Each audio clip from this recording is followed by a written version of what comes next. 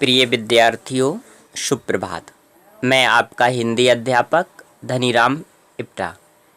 प्रिय विद्यार्थियों, कल आपने कारक के भाग 2 में कुछ कारकों के बारे में जाना था और जो शेष कारक हैं आपके अपादान कारक, संबंध कारक, अधिकरण कारक और संबोधन कारक, तो इसके बारे में आज हम लोग विस्तार पूर्वक जानेंगे। तो प्रिय विद्यार्थियों, जैसा कि आपके सामने स्क्रीन पर अपादान कारक ये लिखा हुआ दिख रहा है आपको, तो इसके बारे में जान लेते हैं। अपादान कारक, अपादान कारक का चिन्ह क्या होता है ये तो आप जान ही गए होंगे। इसका चिन्ह से होता है और ये होता क्या है इसके बारे में आप समझिए। तो संज्ञा या सर्वनाम के जिस रूप से दूर होने या कहीं से कोई चीज़ निकल रही है तो निकलने के अर्थ में, या दूर होने या अलग होने के अर्थ में, डरने के अर्थ में, रक्षा करने के अर्थ में, विद्या सीखने के अर्थ में और तुलना करने का भाव प्रकट होने पर अपादान कारक होता है। इसकी जो परिभाषा है आप समझ लीजिएगा। संज्ञा या सर्वनाम के जिस रूप से दूर होने, निकलने, डरने, रक्षा करने, विद्या सीखने, तुलना करने का भाव प्रकट होता है उसे अपादान कारक कहते हैं। इसका चिन्ह से है, जैसा कि आप पहले भी जानते हैं। अब इसे थोड़ा सा समझिएगा। समझने का सीधा सा मतलब ये है कि अगर आपको किसी भी वाक्य में कोई चीज़ यानी कोई प्राणी किसी स्थान से या किसी प्राणी से दूर हो रहा है, कोई वस्तु कहीं से निकलकर अलग हो रही है, कोई डर रहा है, कोई रक्षा कर रहा है, कहीं पर विद्या सीखी जा रही है, या दो प्राणियों के बीच में या दो वस्तुओं के बीच में कोई तुलना की जा रही है, अगर ऐसे वाक्य में कहीं भी ये स्थितियां नज़र आती हैं तो वहाँ पर आपका अपादान कारक होता है। अब इसके कुछ उदाहरण आप देख लीजिएगा। जैसा कि इसमें लिखा हुआ है, मैं अल्मोड़ा से आया हूँ, यानी मैं अल्मोड़ा से आया हूँ। अब अगर अल्मोड़ा से आया है कोई व्यक्ति तो वो क्या हो रहा है, अल्मोड़ा से अलग हो रहा है, तो ये अलग होने के अर्थ में हो गया आपका। मैं जोशी जी से आशुलिपि सीखता हूँ। अब जोशी जी से कोई क्या कर रहा है, सीख रहा है कुछ, या आप ऐसा भी कह सकते हैं कि मैं गुरु जी से संगीत की विद्या सीखता हूँ। कहीं भी कोई चीज़ सीखने की अगर स्थिति है तो वहाँ पर भी आपका अपादान कारक होगा। आपने मुझे हानि से बचाया, किससे बचाया, हानि से बचाया, तो हमने आपको इसमें पहले ही लिख रखा, हानि होने पर हानि से बचाया, बचा लिया ना आपने, रक्षा कर ली, तो रक्षा करने के अर्थ में भी इसका प्रयोग हम करेंगे। या हम इसको ऐसे भी बोल सकते हैं कि सिपाही चोर से रक्षा करता है, सिपाही चोर से घर की रक्षा करता है। ठीक है, तो यहाँ पर हमारे सैनिक दुश्मनों से हमारे देश की रक्षा करते हैं, तो ऐसी स्थितियाँ होने पर भी वहाँ पर आपका रक्षा करने के अर्थ में आपका अपादान कारक होगा। इसके बाद है अंकित ममता से छोटा है, तो यहाँ पर क्या है, कंपैरिजन हो गया आपका, तुलना हो गई, यानी आपने यहाँ पर अंकित ममता से छोटा है तो अंकित तो ममता के बीच में आपने तुलना कर दी, तो तुलना के अर्थ में आपका अपादान कारक होता है।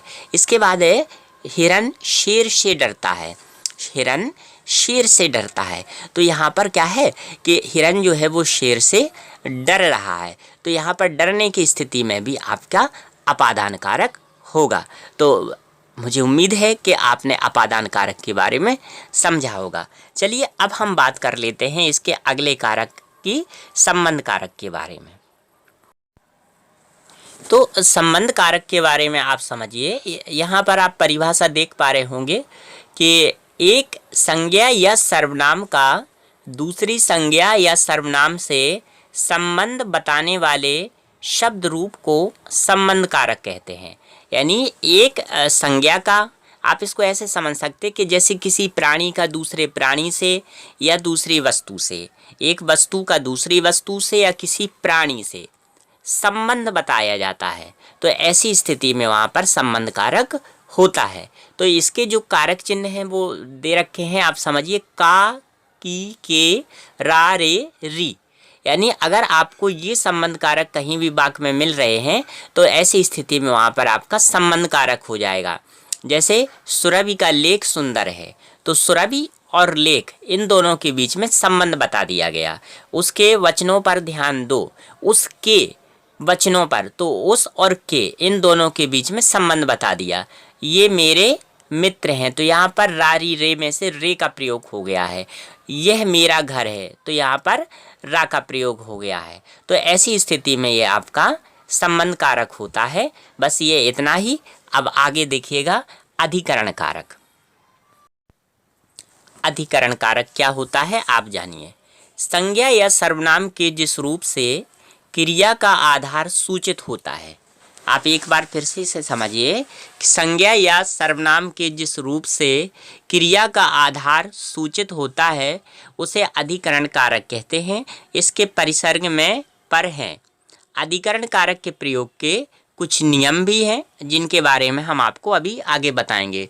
इसकी परिभाषा को समझिए कि संज्ञा या सर्वनाम के जिस रूप से क्रिया का आधार सूचित होता है, यानी जो क्रिया हो रही है तो क्रिया का जब स्थान बताया जाए या क्रिया का समय बताया जाए, यानी आप समझिए कि जिन वाक्यों में क्रिया के स्थान का पता चलता है कि क्रिया कहाँ हो रही है, या ये पता चलता है कि क्रिया का समय क्या हो रहा है, किस समय वो काम हो रहा है, तो ऐसी स्थितियों में आपका अधिकरण कारक होता है। अब अधिकरण कारक को विस्तार से समझने के लिए आप इसके उदाहरण देखिएगा। पहला जो पॉइंट है इसका ये है का। इसमें लिखा हुआ है कि स्थान, समय, भीतर या सीमा का बोध कराने के लिए अधिकरण कारक का प्रयोग होता है। जैसे देखिए, उमेश लखनऊ में पढ़ता है, तो उमेश कहाँ पढ़ता है? लखनऊ में पढ़ता है, तो लखनऊ में पढ़ रहा है, ये उसके स्थान का ज्ञान हो गया। पुस्तक मेज पर है, पुस्तक कहाँ है? मेज पर है। उसके हाथ में कलम है, ठीक समय पर आ जाना, वह 3 दिन में आएगा। तो 3 दिन में आएगा, ये उसका बाउंडेशन है, यानी ये उसका सीमा है कि वो 3 दिन के अंदर आ जाएगा। तो आपने देखा कि स्थान, समय, भीतर या सीमा का ज्ञान कराने के लिए अधिकरण कारक का प्रयोग होता है। अब इसके बाद खा वाला जो पॉइंट है इस पर ध्यान दीजिएगा कि तुलना, मूल और अंतर का बोध कराने के लिए अधिकरण कारक का प्रयोग होता है। जब कंपैरिजन किया जाता है, जब तुलना की जाती है, तो ऐसी स्थिति में भी आपका अधिकरण कारक का प्रयोग करेंगे। जैसे कमल सभी फूलों में सुंदरतम है, कमल सभी फूलों में सुंदरतम है, तो कमल का कंपैरिजन हम क्या कर रहे हैं? तुलना क्या कर रहे हैं? सभी से कर रहे हैं, तो वो श्रेष्ठ है। तो आप इसे ऐसा भी समझ सकते हैं कि जब हम किसी को श्रेष्ठ बता देते हैं, जैसे हम आपसे कहें कि कवियों में कालिदास श्रेष्ठ हैं, तो जब कोई अपने समूह में श्रेष्ठ होता, किसी एक को हम श्रेष्ठ बता देते हैं, किसी एक को महान बता देते हैं, तो ऐसी स्थिति में आपका ये अधिकरण कारक होगा। कुछ सांसद 4 करोड़ में बिक गए, गरीब और अमीर में बहुत अंतर है। तो आपने ये जान लिया अधिकरण कारक के बारे में।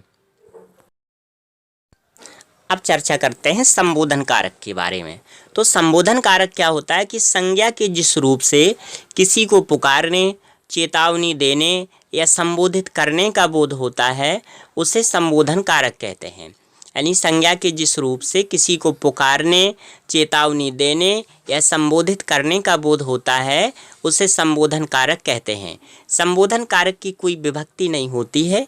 इसे प्रकट करने के लिए हे, अरे, अजी, रे आदि शब्दों का प्रयोग होता है। जैसे हे राम रक्षा करो, तो अब यहाँ पर एक्सक्लेमेटरी साइन आ गया है, आपका विस्मय सूचक चिन्ह आ गया है, तो आप समझ लीजिएगा कि ये आपका संबोधन कारक है। अरे मूर्ख संभल जा, हे लड़को खेलना बंद करो, तो संज्ञा के जिस रूप से किसी को पुकारने, यानी हे राम रक्षा करो, तो यहाँ पुकारने की बात हो गई। अरे मूर्ख संभल जा, तो यहाँ पर चेतावनी की बात हो गई, यानी किसी को वार्न कर दिया, वार्निंग दे दी। हे लड़को खेलना बंद करो, तो यहाँ संबोधित कर दिया गया है, तो ये आपका संबोधन कारक हो गया। तो मुझे उम्मीद है कि आपने आज ये जो जितने भी ये कारक थे, कारक को समझ लिया है, और आप इसको वीडियो को बार बार देख कर के इसको आप समझ जाइएगा, और इसकी जो लिखित पाठ सामग्री है वो भी आपको उपलब्ध करा दी जाएगी, और आप ज़रूर इससे लाभ उठाएंगे, ऐसी मुझे उम्मीद है। नमस्कार।